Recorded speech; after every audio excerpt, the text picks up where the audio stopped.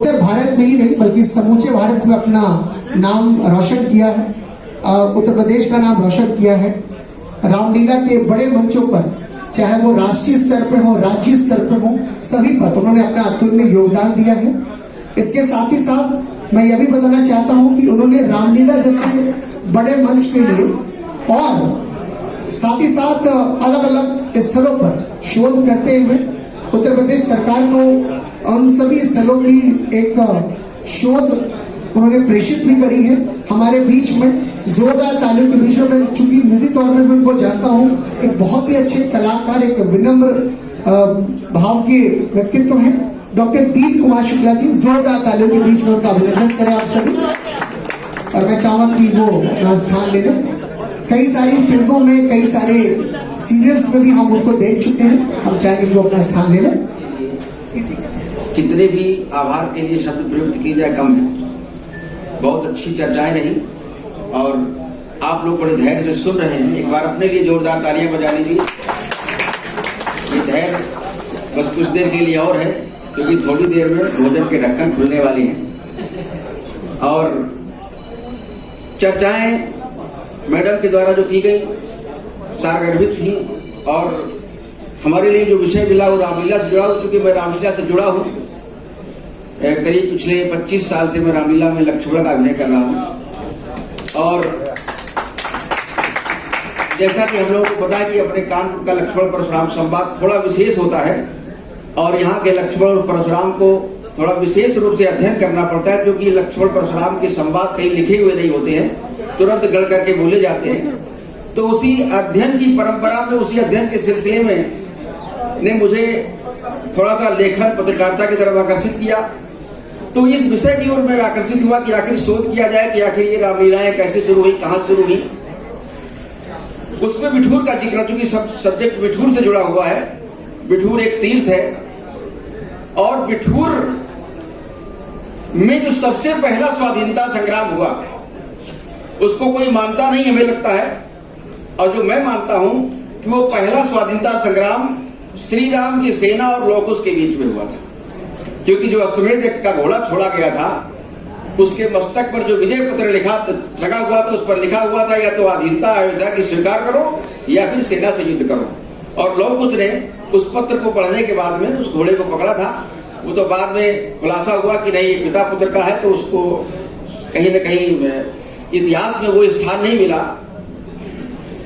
रामलीलाओं का जो इतिहास है कानपुर के आसपास, और इस विषय से जब मैं तारतम्य स्थापित करने का प्रयास करता हूं तो कहीं न कहीं रामलीलाओं ने स्वतंत्रता संग्राम को समृद्ध करने में बहुत बड़ी भूमिका अदा की।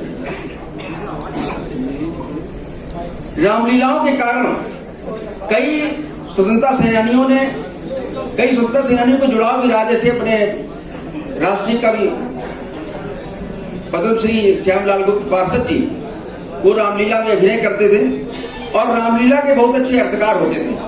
जिन्होंने बहुत पुरानी रामलीला देखी है तो उन्होंने देखा होगा कि रामलीला में व्यास जी जब चौपाई बोलते थे तो उसके बाद एक व्यक्ति उसका अर्थ करता था, तब पात्र अभिनय करता था।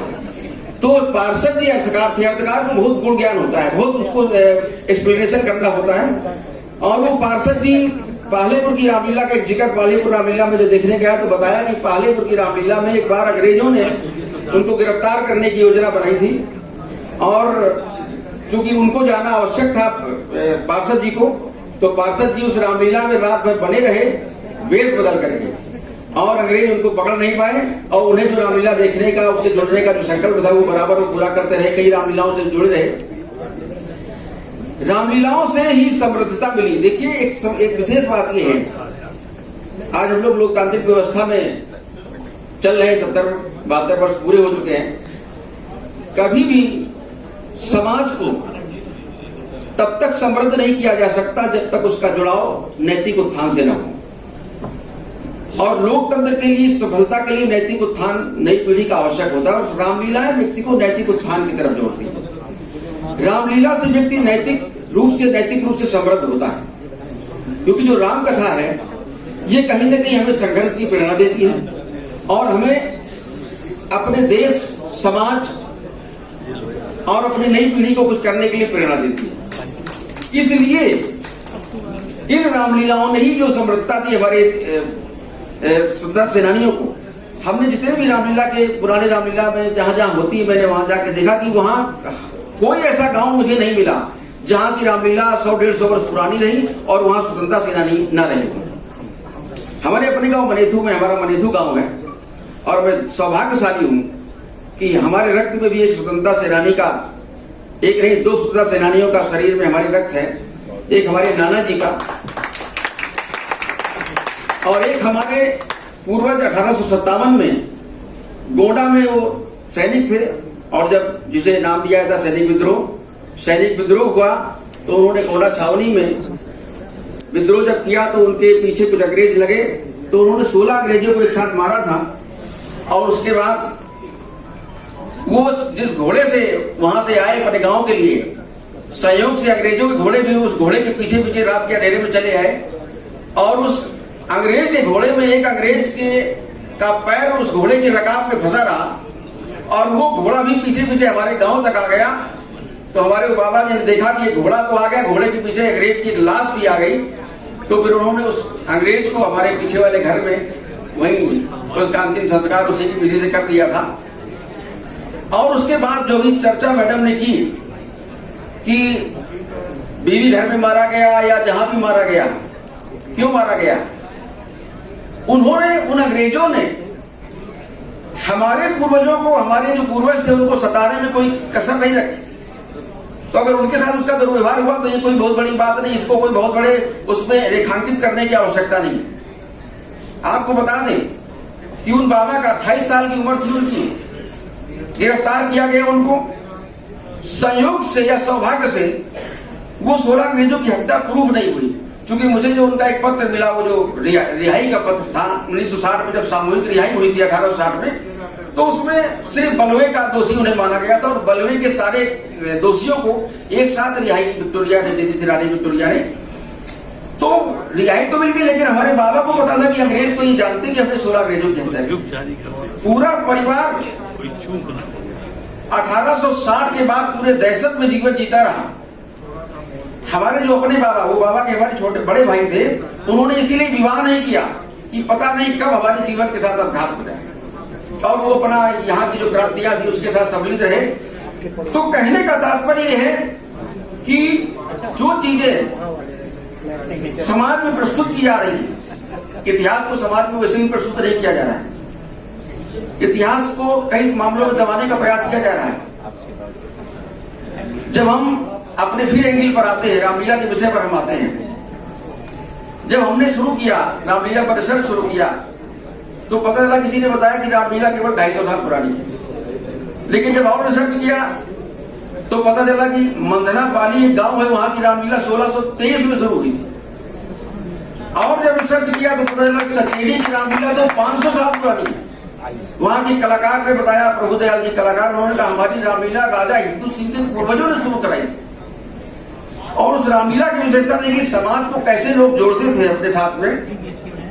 वहां की विशेषता ये है कि जिस समय रामचंद्र जी बन जाते हैं तो वशिष्ठ जी से आज्ञा लेते हैं। वहां आज भी परंपरा, एक परिवार वशिष्ठ का ही रोल कर रहा है, और राम बनने वाले पात्र आज्ञा लेने के लिए उसके घर पहुंचते हैं जहां उसका घर बना है, और उस परिवार में के लोग वशिष्ठ की तरह से उनका स्वागत करते हैं और उसके बाद आज्ञा देते हैं। केवट बनने वाला व्यक्ति जिस घर में रहता है, राम जी जब गंगा पार का दृश्य दिखाते हैं तो उसके दरवाजे पर जाते हैं और वहां बुलाते हैं कि भाई केवट जी हमें गंगा से पार करा दो, तो वो व्यक्ति आकर के अपनी भूमिका अदा करता है। इन चीजों को जब मैंने देखा तो ये लगा कि पुराने लोग जो थे रामलीला के माध्यम से समाज से किस तरह से अंतरंग रूप से जुड़ते थे और समाज को एक साथ जोड़ने का प्रयास करते थे। अभी एक सूरीनाम से एक मैडम आई थी, जो कि पता है कि कम से कम विदेशों में 14 देशों में रामलीला होती है। वो इस समय संयोग से IIT में रिसर्च कर रही है, तो उन्होंने 2-3 दिन पहले मुझसे कहा कि मुझे वो गांव की रामलीला दिखाओ जहां पर बीच गांव के एक मैदान में चारों तरफ बांस ऐसे लगा करके रामलीला होती है। हमने कहा वो स्वरूप तो हमें कहीं मिला नहीं। तो उन्होंने कहा आप क्या नहीं, लेकिन हमारे जो पूर्वज सूरीनाम गए थे वो वही प्रथा लेकर गए थे और आज हम लोग उसी विधि से रामलीला करते हैं। उस चीज को वहां संरक्षित करके रखे हुए हैं। जब और हमने देखा, रिसर्च करके प्रयास किया, जानने का प्रयास किया, तो ये रामलीला के कई मंचों पर मुझे दूसरे समुदाय के लोग रामलीला का मंचन करते हुए दिखाई पड़े। एक जगह मैं गया था, इटावा का एक गांव है, तो मैं लक्ष्मण का अभिनय कर रहा था, तो स्वाभाविक है कुछ देर के लिए अंदर सामने बैठ के मेकअप रूम में देख रहा होता है। वहां पर जो बाणासुर बनने वाला व्यक्ति था, बाणासुर का अभिनेता था, वो मुस्लिम जाति का था, और उसने रावण के अभिनेता को ये कह दिया था अंदर हमारे सामने कि तुम्हें जो प्रश्न करना हो तुम पूछना और मैं उसका उत्तर दूंगा।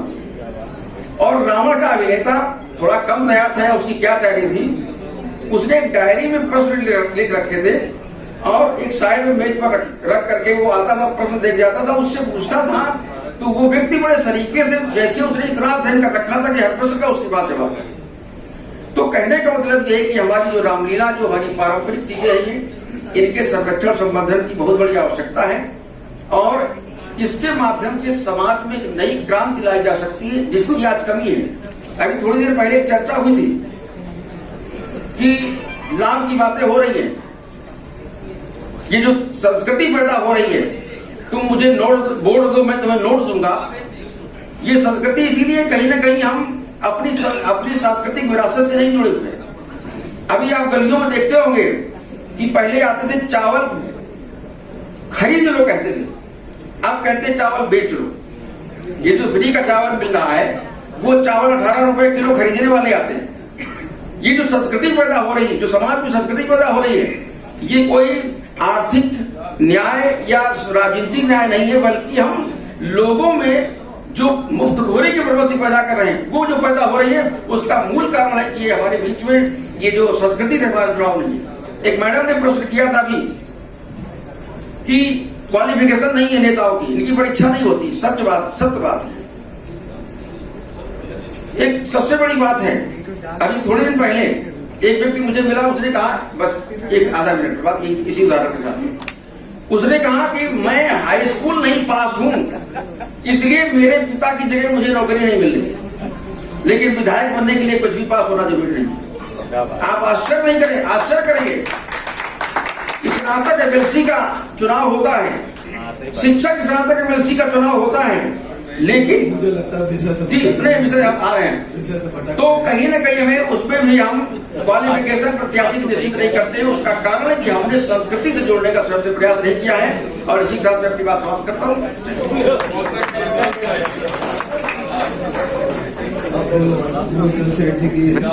आवश्यकता क्या पड़ गई थी, चलन जो रामलीला मंचन होता है उसकी आवश्यकता कैसे पड़ गई थी वो समाज में, उसके ऊपर थोड़ा बताएं। रंगमंच समाज का एक दृश्य और श्रव्य माध्यम है। समाज को ऊपर उठाने के लिए कोई ना कोई माध्यम चाहिए, कोई ना कोई शिक्षा का माध्यम होना चाहिए। और तुलसीदास जी ने जब रामचरितमानस लिखी तो उन्हें लगा कि इसको हर आदमी पढ़ नहीं सकता है, क्योंकि पढ़े लिखे ज्यादा लोग नहीं थे। उन्होंने लिख दिया, सरल भाषा में लिखा था। तो उन्होंने सबसे पहले आवश्यकता महसूस की कि इसका अगर मंचन किया जाए, रंगमंच के माध्यम से प्रस्तुत किया जाए, समाज को जोड़ने का काम आसानी से किया जा सकता है और संस्कृति से समाज को जोड़ना आवश्यक है। इसलिए रामलीला मंचन को उस समय उन्होंने शुरू किया था।